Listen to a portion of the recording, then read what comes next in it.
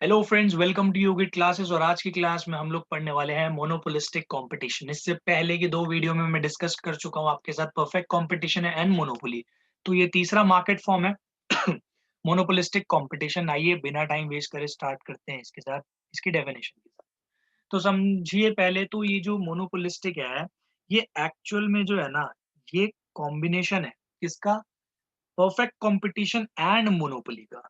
मतलब इसके अंदर कुछ फीचर्स जो होते हैं मोनोपोलिस्टिक कंपटीशन में, कुछ फीचर्स जो होते हैं वो होते हैं परफेक्ट कंपटीशन के, एंड कुछ फीचर्स होते हैं इसके मोनोपोली के। ठीक है, तो यहाँ पे आपको मैं पहले डेफिनेशन के साथ स्टार्ट करवाता हूँ। तो बच्चों इसकी डेफिनेशन आप देख लीजिएगा। इसकी डेफिनेशन में लिखा है, it refers to a market situation in which there are large number of firms which sells closely related but differentiated product. ठीक है, तो सबसे इंपॉर्टेंट चीज क्या है? लार्ज नंबर ऑफ फर्म्स हैं और वो क्या सेल कर रही है? क्लोजली रिलेटेड है प्रोडक्ट्स, लेकिन अलग भी हैं। समझ रहे हो? मतलब रिलेटेड है बट डिफरेंशिएटेड है। अब ये बात आपको एग्जाम्पल से समझ में आएगी। फॉर एग्जाम्पल आप ले सकते हो, देखो सोप का एग्जाम्पल, टूथपेस्ट का, एसी का। जैसे सोप की ही बात करते हैं, यहाँ पे अगर आप लक्स का सोप लेते हो जो सस्ते सस्ते आते हैं, है तो साबुन ये भी, और दूसरा साबुन आता है डव का। ठीक है, ये जो है इसका प्राइस ज्यादा है, इसका प्राइस कम। अगर मैं मान के चलता हूँ दोनों सेम सेम ग्राम्स के ले रहे हैं, मतलब ठीक है, क्वांटिटी सेम है, तो लक्स आता है सस्ता, और शायद इससे ट्रिपल रेट में आता होगा डव।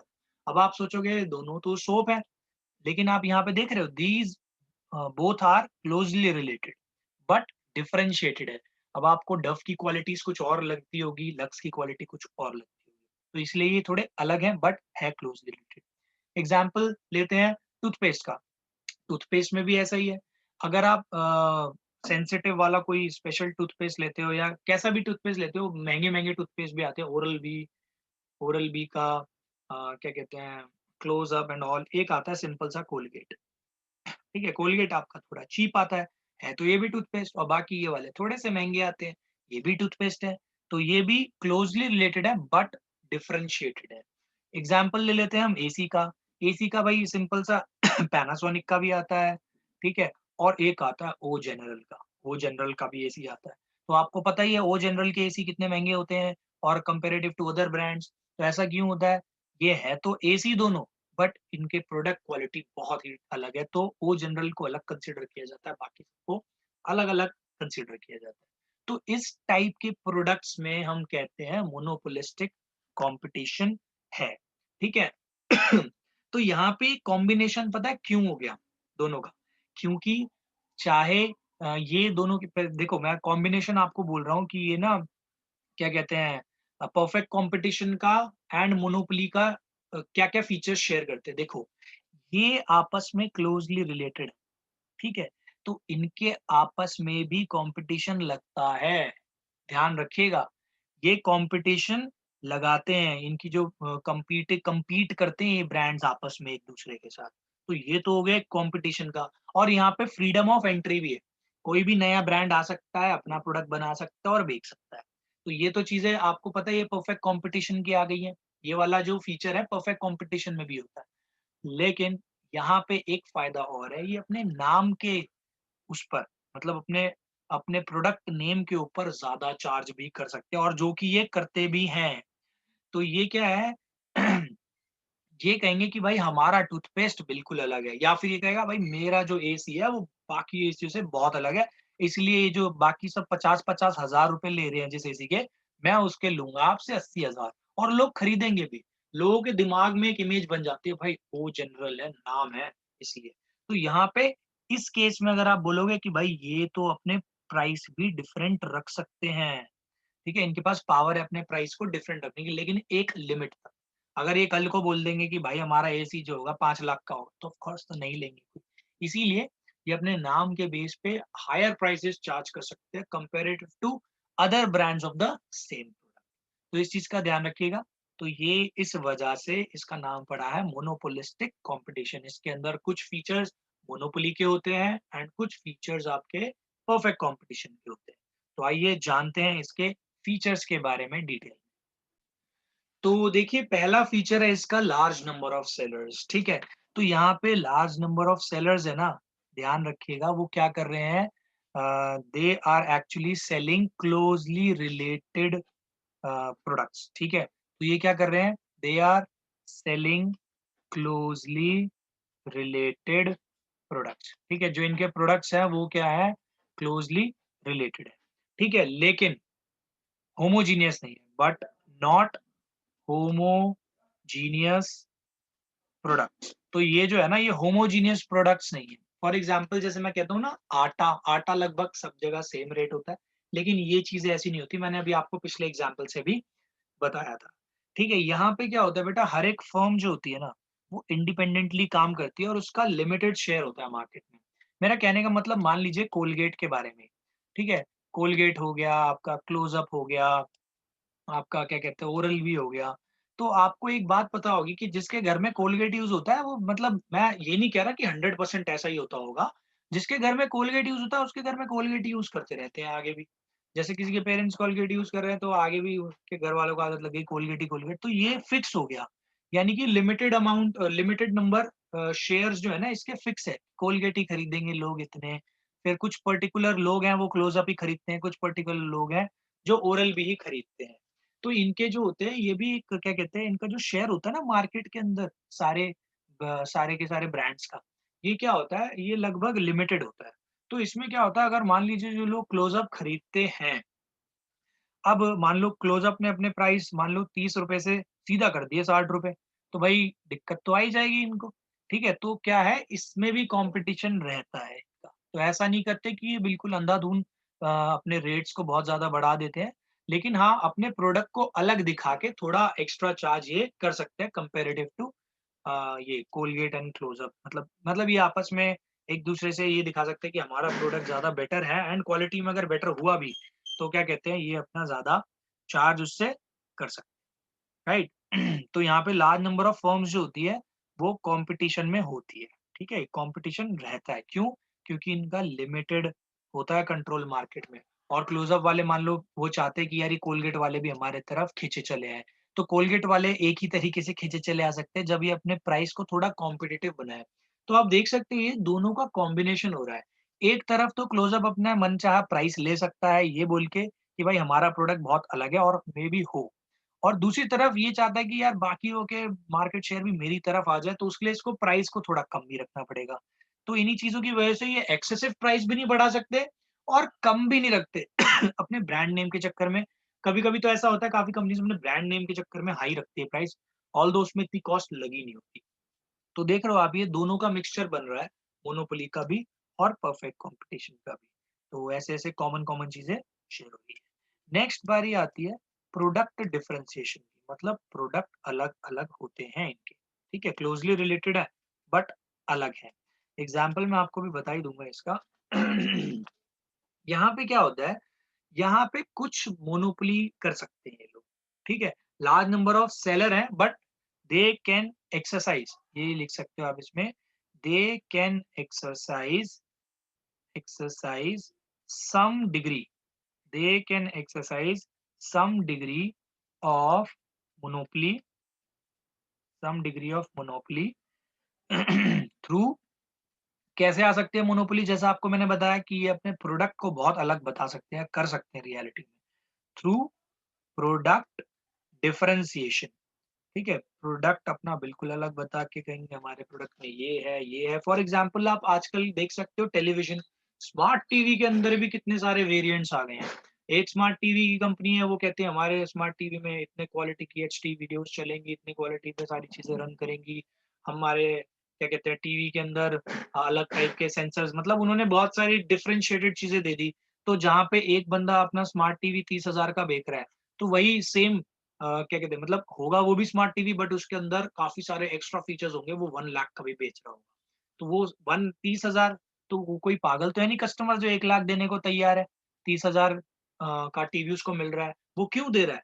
क्योंकि उसको अलग-अलग चीज़ें मिल रही हैं, उसको दिख रहा है कि भाई प्रोडक्ट में फ़र्क है। इसके प्रोडक्ट और बेशक है दोनों टीवी, लेकिन ये 30,000 वाली चीज़ अलग है और 1 लाख वाली ये जो चीज़ मैंने आपको बताई, ये अलग है। इसी वजह से क्या होता है, आपका जो बायर होता है ना बेटा, बायर खरीदने को तैयार हो जाता है, he is willing to pay different price for same product produced by different. तो अलग अलग फर्म की सेम प्रोडक्ट को अलग अलग प्राइस पे खरीदने के लिए ही इज रेडी। ठीक है, तो प्रोडक्ट डिफरेंशिएशन की वजह से क्या होता है, buyer is ready to buy और to pay different prices for the same product produced by different firms. ठीक है, तो इससे थोड़ी मोनोपोली आ जाती है इंडिविजुअल फर्म के हाथ में, जिससे वो अपने मार्केट प्राइस को वेरी कर सकती है, इन्फ्लुएंस कर सकती है। तो बच्चों इसके अंदर थर्ड पॉइंट आता है सेलिंग कॉस्ट। तो सेलिंग कॉस्ट वर्ड यूज करने से पहले मैं आपको उसका मतलब बता देता हूँ। Selling cost refers to expenses incurred on marketing, sales promotion and advertisement of the product. तो आपको मैं एक चीज बता देता हूँ, जैसे आप कोई भी मार्केट में प्रोडक्ट खरीदने जाते हैं, तो जैसे आप मान लीजिए कोई भी एक कार खरीदने जा रहे हैं, तो आपको एक मैं बात बता देता हूँ, ये जो कार की जो कॉस्ट पड़ती है ना बेटा, ये जो टोटल कॉस्ट है, आप ये मत सोचिएगा कि ये जो कॉस्ट पड़ी है कंपनी को, वो सिर्फ जो कार में लोहा वगैरह जो भी लगा है, एल्यूमिनियम लोहा व्हाटएवर, वो सिर्फ मटेरियल की कॉस्ट पड़ी है। नो, इसके अंदर वो क्या कहते हैं बेटा, जो कार की आप जो भी खरीदने जाते हो, आप ज्यादातर देखोगे कुछ एक पर्टिकुलर चीजों को हटा दे दो। जैसे जैसे रोल्स रॉयस हो गई एक कार, उसको हटा दो। मतलब मेनली जितनी भी कार्स होती हैं, कोई भी प्रोडक्ट होता है, उनकी होती है एडवर्टाइजमेंट। तो आपने देखा होगा जितनी ज्यादा एडवर्टाइजमेंट उनकी होती है, उतनी ही ज्यादा उनकी सेल होती है। ठीक है, तो ये जो एडवर्टाइजमेंट मार्केटिंग ये सब करने में जो खर्चा आता है ना, उसको हम बोलते हैं सेलिंग कॉस्ट। ठीक है, किसी भी प्रोडक्ट को अगर सेल करना है तो उसकी मार्केटिंग करनी पड़ती है, उसका प्रमोशन करना पड़ता है, उसकी एडवर्टाइजमेंट देनी पड़ती है आपको। ठीक है, तो इन सब को जो सेल करने में कॉस्ट आती है, उसको हम बोलते हैं सेलिंग कॉस्ट। तो जैसा कि मैंने अभी आपको बताया कि उनको क्या करना पड़ता है, सेलिंग कॉस्ट लगानी पड़ती है, राइट। अब आप एक बात सोचिए, सेलिंग कॉस्ट क्यों लगाई जाती है।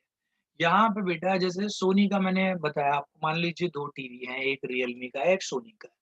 रियलमी का टीवी जो क्वालिटी जो सारी चीजें दे रहा है मान लीजिए अपने टीवी के अंदर, और सोनी का है कुछ अपनी प्रोडक्ट की खासियत बता रहा है। तो एक बात बताइए, क्या आपको सपना आएगा अपने आप घर बैठे बैठे कि भाई सोनी के अंदर ये फीचर्स एक्स्ट्रा दे रहे हैं और रियलमी के अंदर नहीं है? नहीं, ऐसा नहीं होता। तो क्या होता है, अगर दो सेम प्रोडक्ट के अंदर डिफरेंशिएशन है, यानी कि अलग अलग चीजें हैं कुछ प्रोडक्ट के अंदर, इसके अंदर फीचर्स कुछ और है, दूसरे प्रोडक्ट के अंदर फीचर्स कुछ और है, तो वो फीचर्स बताए कैसे जाएंगे? Through marketing, through advertisement. मतलब गाड़ी की एक एडवर्टाइजमेंट आएगी, गाड़ी उसमें बताया जाएगा एडवर्टाइजमेंट के अंदर कि इस गाड़ी के अंदर ये फीचर्स एक्स्ट्रा हैं, तभी तो वो अपनी कॉस्ट को जस्टिफाई करेंगे। वरना अगर बोले कि टाटा वाले बोले और लैम्बोर्गिनी वाले बोले हम अपनी गाड़ी इतनी की बेचेंगे, लेकिन लैम्बोर्गिनी चलो थोड़ा आउट ऑफ लीग मैंने ले लिया ना। मान लीजिए एक गाड़ी है आपकी टाटा की हो गई, दूसरी मारुति की हो गई। तो अब इन दोनों ने क्या कहते हैं, एक बेच रहा है अपनी गाड़ी, मान मान लो एडवर्टाइजमेंट कुछ नहीं हो रही, बस ये है कि गाड़ी मिल रही है। ठीक है, 5 सीटर गाड़ी है। एक कहता है मैं 6 लाख लूँगा, दूसरा कहता है मैं 8 लाख लूँगा। अगर आपको पता ही नहीं उन दोनों के बारे में, उन दोनों के प्रोडक्ट्स के बारे में, अगर उन्होंने आपको बताया नहीं कि 8 लाख वाली गाड़ी के अंदर क्या फीचर्स हैं, 6 लाख के अंदर क्या है, तो आप तो सब 6 लाख की खरीदोगे, राइट? लेकिन जैसे ही उसकी एडवर्टाइजमेंट करेगा 8 लाख वाला और 6 लाख वाला, तो आपको पता चल जाएगी कि भाई जो चीज़ें बता रहा है 8 लाख वाला, उसमें कुछ एक्स्ट्रा चीज़ें हैं। तो जो उसके प्रोडक्ट डिफरेंशिएटेड है दूसरे से, तो वो क्या कर रहा है, वो बायर्स को बता रहा है, यानी कि product differentiation are made known to buyers. और कैसे? Through selling cost. Selling cost का मतलब ये जो एडवर्टाइजमेंट वगैरह करके बता रहा है कि भाई मेरा प्रोडक्ट अलग है, इसे खरीदो। तो जब प्रोडक्ट अलग नजर आएगा तो उसका प्राइस भी वो अलग मांग सकता है, राइट। तो इसीलिए सेलिंग कॉस्ट पे बहुत ज्यादा खर्चा होता है, जितना हम सोचते नहीं गाड़ी में लगने का, काफी खर्चा तो उसको सिर्फ बेचने का होता है, राइट। उसकी सेलिंग करने में बहुत ज़्यादा खर्चा आता है। एडवर्टाइज़मेंट करो, मार्केटिंग, पूरी सेल्स, प्रमोशन करने पड़ते हैं, बहुत सारी चीज़ें होती हैं। तो ऐसी टाइप की कॉस्ट यहाँ पे सेलिंग कॉस्ट बहुत आती है, याद रखिएगा, ठीक है?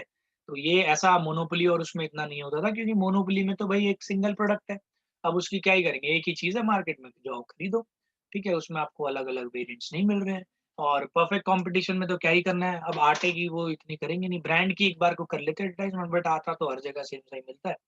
तो उसकी प्रमोशन करो ना करो, ना कुछ इतना फर्क नहीं पड़ता। तो वहां पे सेलिंग कॉस्ट इतनी नहीं आती है जितनी मोनोपोलिस्टिक कंपटीशन में आती है। यहाँ तो काफी ज्यादा आती है सेलिंग कॉस्ट, राइट। तो ये हो गया आपका थर्ड पार्ट। अब फोर्थ पे आ जाते हैं हम लोग, ये है आपका freedom of entry and exit. Entry and exit, यहाँ पे मैं आपको बता देता हूँ। मान लीजिए कि पता चला कि भाई फर्म्स एबनॉर्मल प्रॉफिट कमा रही है इस प्रोडक्ट में, तो क्या करेंगे, और फर्म्स भी आराम से एंट्री ले सकती हैं उसके अंदर। तो मान लीजिए एबनॉर्मल लॉसेस हो रहे हैं, तो फर्म्स अपने आप को एग्जिट भी कर सकती है वहां से। जो एग्जिस्टिंग फर्म है वो चाहे तो एग्जिट इजीली कर सकती है। इजीली का मतलब अभी आपको बताता हूँ, ठीक है। अब यहाँ पे आपको एक चीज ध्यान रखनी पड़ेगी, बस एक इम्पॉर्टेंट पॉइंट बताना, बाकी तो आपको पता ही है इसमें कि फ्रीडम ऑफ एंट्री का मतलब firm are free to enter into the market और exit from the industry at any time they wish. इस बात का तो आपको ध्यान रखना है, मतलब यहाँ पे कोई बैरियर्स नहीं है, ठीक है, एंटर करने के लिए इंडस्ट्री में, ना ही छोड़ने के। तो आप यहाँ पे लिख सकते हो, नो रेस्ट्रिक्शंस, नो रेस्ट्रिक्शंस और barriers, no restrictions or barriers to enter or exit the industry, ठीक है। इंडस्ट्री एंट्री और एग्जिट पे कोई भी बैरियर नहीं है। लेकिन यहाँ पे बेटा आपको एक चीज का ध्यान रखना पड़ेगा, अगर बात करें एंट्रीज की, क्या उतनी इजी होती है जितनी क्या कहते हैं परफेक्ट कंपटीशन में होती थी? तो आंसर है नो। यहाँ पे एक आप नोट डाल सकते हो कि entry under monopolistic competition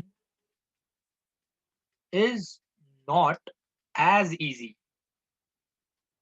and free as under perfect competition।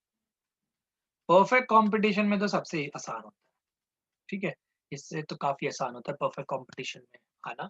एक आप खुद सोच सकते हो, एक टूथपेस्ट की फैक्ट्री खोलना आसान है, एक किराने की दुकान? तो आंसर आपके दिमाग में है ही कि भाई किराने की दुकान खोलना ज्यादा इजी है। टूथपेस्ट की फैक्ट्री के लिए आपको पूरा प्रोडक्ट बनाना पड़ेगा, कुछ अलग बनाना पड़ेगा, ऐसे करना पड़ेगा, है ना। तो ध्यान रखिएगा, मोनोपोलिस्टिक कंपटीशन में जो आपकी एंट्री है वो इजी है, बट इतनी इजी नहीं है जितनी परफेक्ट कंपटीशन।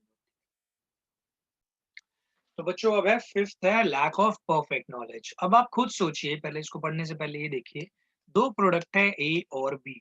मैं आपको यहाँ पे बता देता हूँ कि ये जो दोनों प्रोडक्ट है ना, बिल्कुल एग्जैक्टली सेम क्वालिटी, मान लीजिए सेम है, सारे फीचर्स सेम है। अब क्या होता है, ये मिल रहा है भाई 5 रुपए का मार्केट के अंदर ये वाला प्रोडक्ट, लेकिन ये जो प्रोडक्ट है ये आ रहा है 15 रुपए का, और हैं दोनों बिल्कुल सेम, ठीक है। बस ब्रांड्स अलग है, ब्रांड्स अलग है, ध्यान रखना, ठीक है। ये कोई भी ब्रांड हो सकता है, कुछ भी ब्रांड का नाम होगा, ये ब्रांड अलग होगा, ये नोन थोड़ा ब्रांड होगा।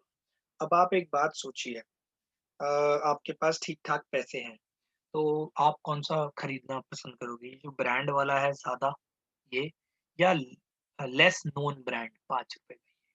तो ऑफ कोर्स ज्यादातर केस में क्या होता है, लोग क्या करते हैं, वो पैसे को देखते हैं कि यार ये चीज ज्यादा महंगी है, यानी कि ये चीज ज्यादा बढ़िया हो, चाहे बिल्कुल सेम क्वालिटी की चीजें हो, तो उनको क्या लगेगा, ओके तो ये है बढ़िया। एग्जाम्पल ले सकते हो आप स्मार्ट टीवीज का, काफी सारे स्मार्ट टीवीज हैं बिल्कुल सेम, उनके फंक्शंस है बिल्कुल सेम, क्या कहते हैं, उनके जो फीचर्स हैं बहुत सेम, बिल्कुल सेम है लगभग, लेकिन उनके ब्रांड्स की वजह से उनकी जो कॉस्ट है, किसी की ज्यादा होती है किसी की कम, और जो ज्यादातर लोग होते हैं वो इसीलिए महंगे वाले आइटम खरीद लेते हैं, ये सोच के कि यार ये इसकी क्वालिटी ज्यादा होगी। उनको परफेक्ट नॉलेज नहीं होती है इस चीज की, ठीक है। तो ऐसा क्यों होता है, क्योंकि सेलिंग कॉस्ट की वजह से। सेलिंग कॉस्ट मतलब उन कुछ प्रोडक्ट्स की इतनी एडवर्टाइजमेंट हो जाती है कि क्या कहते हैं, कंज्यूमर के दिमाग में बैठ जाता है, आर्टिफिशियली सुपीरियर लगने लग जाता है वो प्रोडक्ट, जिसकी ज्यादा उसकी एडवर्टाइजमेंट वो देखता है। इसी वजह से तो वो लोग एडवर्टाइजमेंट करते हैं। तो as selling cost create artificial superiority in the minds of consumer, तो आर्टिफिशियली हमको वो लगता है कि यार ये वाला प्रोडक्ट ज्यादा बढ़िया होगा, क्योंकि इसकी एडवर्टाइजमेंट्स इतनी आती है, इसने अपनी एडवर्टाइजमेंट के अंदर शाहरुख खान को ले रखा है या अमिताभ बच्चन को ले रखा है, तो ये ज्यादा बढ़िया होगा, हमारे दिमाग में ऐसी इमेजेस आ जाती है। तो इसीलिए क्या होता है, हम हाईली प्राइस्ड प्रोडक्ट को प्रेफर कर लेते हैं लेस प्राइस प्रोडक्ट से। बेशक सेम क्वालिटी हो फिर भी हम हाईली प्राइस प्रोडक्ट पे चले जाते हैं। क्यों? क्योंकि उस हाईली प्राइस प्रोडक्ट ने हमारे दिमाग में सुपीरियोरिटी बना दी है। किस वजह से? अपनी सेलिंग कॉस्ट की वजह से, अपनी एडवर्टाइजमेंट की वजह से। तो यहाँ पे हम क्या बोलेंगे कि भाई कंज्यूमर मूर्ख निकला। मूर्ख मतलब ऐसे मूर्ख नहीं बोलेंगे, कुछ लोग ब्रांड ओरिएंटेड होते हैं। तो हम यहाँ पे ये बोलेंगे कि कंज्यूमर को एक्चुअली परफेक्ट नॉलेज नहीं थी। अगर कंज्यूमर को 100% श्योरिटी होती, नॉलेज होती कि भाई दोनों चीजें बिल्कुल सेम है, तो ऑफ कोर्स लेस प्राइस पे जाता, बट ऐसा नहीं। तो इसलिए हम बोलते हैं मोनोपोलिस्टिक के केस में क्या होता है, कंज्यूमर को परफेक्ट नॉलेज नहीं होती है। तो बच्चों नेक्स्ट है आपका प्राइसिंग डिसीजन। तो यहाँ पे मैं आपको पहले ही बता देता हूँ, ये ना ही प्राइस टेकर होते हैं ना ही प्राइस मेकर। प्राइस टेकर का मतलब ऐसा नहीं जो मार्केट में रेट चल रहा है वो ये ले लेंगे, उसी पे बेचेंगे, ऐसा भी नहीं होता। ना ही ऐसा होता है कि ये जितना प्राइस बोलेंगे वही मार्केट में सबको लेना पड़ेगा, ऐसा भी नहीं। तो लेकिन तो प्राइस टेक करनी है और प्राइस में करनी है, तो फिर क्या है बेटा, ये एक्चुअली इनका प्राइस पे ना पार्शियल कंट्रोल, और वो कंट्रोल डिपेंड करता है कि कितना स्ट्रांगली बायर से अटैच है वो ब्रांड। एग्जाम्पल ले सकते हो आप आईफोन का, अंधेधुंध पैसा ले रहे हैं वो, क्योंकि जो बायर्स है बहुत स्ट्रांगली कनेक्टेड है आईफोन से। एप्पल का जो आईफोन है, एप्पल के ब्रांड से इतना स्ट्रांगली कनेक्टेड है कि वो प्राइस देख रहे हो आप, आईफोन के प्राइसेस बढ़े जा रहे हैं, बढ़े जा रहे हैं, काफी बढ़ा दिए हैं, और लोग लेने के लिए रेडी है। बेशक लोगों का यूज नहीं है उसका, still they are ready to buy it. तो they are strongly connected, attached to that brand. तो क्या होता है इस केस में, अब होगा क्या? अब आप कहोगे कि सर ये तो प्राइस मेकर हो गए, कि वो अपने मन चाहे प्राइस रख रहे हैं। ऐसा नहीं है, मन चाहा नहीं रख रहे हैं, वो एक लिमिट तक कंट्रोल कर रहे हैं। अब आप खुद सोचिए, वो जो अभी आईफोन मान लीजिए जो 70,000 में देते हैं एप्पल का, अगर ये 2.5 लाख कर देंगे तो लगता है आपको इतना प्रॉफिट होगा? तो आंसर है इसका नहीं, इतना प्रॉफिट नहीं होगा। आपको मैं बता देता हूँ कि जो मिडिल क्लास लोग हैं वो भी आईफोन खरीदने लग गए, चाहे उनकी सैलरी हो 30,000 40,000, but they are still willing to buy 70,000 iPhone. उसमें कोई बुराई नहीं है, बस मैं आपको एक चीज समझा रहा हूँ कि क्या कहते हैं, क्योंकि जो बायर्स हैं स्ट्रांगली कनेक्टेड है, स्ट्रांगली अटैच्ड है उस ब्रांड के साथ। ठीक है, लेकिन अगर वही 2.5 लाख अगर प्राइस कर देंगे अपने उसी सेम फोन का, तो देयर इज क्वाइट पॉसिबिलिटी कि लोग नहीं लेंगे। तो वहां पे वो प्राइस नहीं माना जाएगा। तो इसीलिए कंप्लीट कंट्रोल नहीं कर सकते हैं, तो क्या करते हैं, पार्शियल कंट्रोल होता है उनका प्राइस के ऊपर। तो ये इंपॉर्टेंट पॉइंट है। प्राइसिंग डिसीजन क्या होता है, पार्शियल कंट्रोल होता है। और वो पार्शियल कंट्रोल प्राइस पे किस पे डिपेंड करता है, वो जो कंट्रोल है प्राइस पे वो इस पे डिपेंड करता है कि कितना स्ट्रांगली बायर अटैच है उसके ब्रांड के साथ। तो बच्चों इसका लास्ट जो मेजर फीचर है वो है नॉन प्राइस कंपटीशन। आपको मैं पहले बता देता हूँ नॉन प्राइस कंपटीशन क्या होता है। सबसे पहला तो होता है प्राइस कंपटीशन। देखो प्राइस कंपटीशन क्या होता है कि डिफरेंट डिफरेंट ब्रांड्स अपने डिफरेंट डिफरेंट प्राइस रखते हैं, उसी के बीच में कंपटीशन होता है। किसी ब्रांड ने प्राइस बढ़ाया तो दूसरा ब्रांड भी प्राइस बढ़ा लेगा, तो इसी को कंपटीशन बोलते हैं। जिसने कम किया, मान लो कि एक ने प्राइस कम किया तो दूसरे को भी कम करना पड़ेगा, प्राइस का कंपटीशन बोलते हैं उसको। लेकिन नॉन प्राइस कंपटीशन क्या होता है, मान लीजिए यहाँ पे है एक प्रोडक्ट ए, दूसरा प्रोडक्ट है बी। ठीक है, ये मान लीजिए इसका जो है ये प्रोडक्ट जो है ना ये 70,000 का दे रहा है, ये भी अपना प्रोडक्ट 70,000 का दे रहा है। लेकिन अब मान लीजिए ये कहता है कि भाई क्या कहते हैं, ये जो मेरा प्रोडक्ट है इसके साथ मैं कुछ वाउचर्स फ्री कर रहा हूँ, दैट इज गिफ्ट वाले वाउचर्स दे रहा हूँ। तो सिंपल सी बात है, अब वो क्या करेंगे, लोग ये नहीं खरीदेंगे, लोग ये खरीदने चले जाएंगे। लोग कहेंगे भाई यहाँ पे तो हमको वाउचर भी मिल रहे हैं। ठीक है, इसके बाद और भी चीजें हो सकती है। मान लीजिए 70,000 है, ये भी 70,000 है, लेकिन ये कहता है कि चलो मैं एक काम करता हूँ, मैं आपसे ना किश्तों में पैसे ले लूंगा। आप मेरे को ऐसे देना, फर्स्ट मंथ में 20,000 दे दो, नेक्स्ट मंथ में 20,000 दे दो, फिर आप 20,000 दे दो, फिर आप 10,000 दे दो। या फिर मान लो आपको बोलेगा कि 5,000 एक्स्ट्रा देने पड़ेंगे, 15,000 ये इंटरेस्ट के चार्ज लग जाएगा। तो अब जिस बंदे की सैलरी कम है तो वो क्या कहेगा, वो यार 70,000 एकदम से तो नहीं खरीदेगा, तो वो क्या करेगा, ईएमआई पे ले लेगा। ठीक है, मंथली इंस्टॉलमेंट बनवा लेगा। तो उसके लिए ये चीज बेटर रहेगी। इवन वो 75,000 पड़ रहा है उसको, कोई भी दिक्कत नहीं है। लेकिन यहाँ पे देख रहे हो, इसने अपने प्राइस के साथ चेंज नहीं किया, प्राइस 70,000 ही रखा, इसने 70,000 था, इसका भी था। लेकिन लोग ये लेंगे क्यों? क्योंकि ये क्रेडिट टर्म्स बेटर दे रहा है आपको। ये कह रहा है भाई पहले इंस्टॉलमेंट में आप ले लीजिए, धीरे-धीरे आपका ईज़ी हो जाएगा, ठीक है?